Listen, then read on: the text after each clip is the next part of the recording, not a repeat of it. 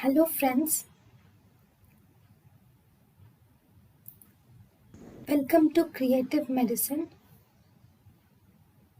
In this lecture, we will learn about Then now management shoulder dislocation. So if you see management of shoulder dislocation, so in the management of shoulder dislocation is we should do closed reduction. So what is the methods of closed reduction which are used for shoulder dislocation? For management of shoulder dislocation we have three different methods. We can use a Hippocratic technique or Stimson's gravity method or modified Kocher's method is used for the dislocation of shoulder joint, and this modified Kocher's method is the method of choice for dislocation for treatment of for closed reduction of the shoulder joint.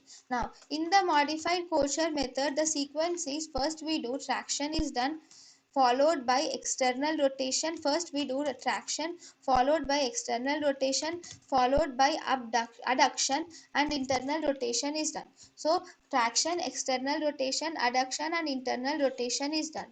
So first Hippocratic technique, this is the Hippocratic technique. In Hippocratic technique actually the physician will put his leg in the armpit of the patient and he pulls the arm. So this is Hippocratic technique. Okay, then we also have Stimson's gravity method. In this the patient puts the arm below the uh, arm is tied downwards to a weight, and as a result this because of the gravity the arm will get reduced on its own, reduced on its own. So this is actually a Stimson's gravity method. Then we have modified Kocher's method.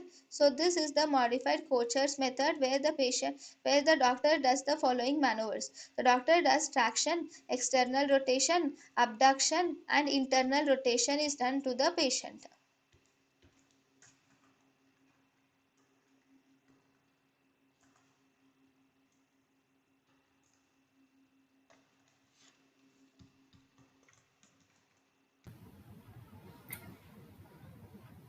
thank you and thank you for watching.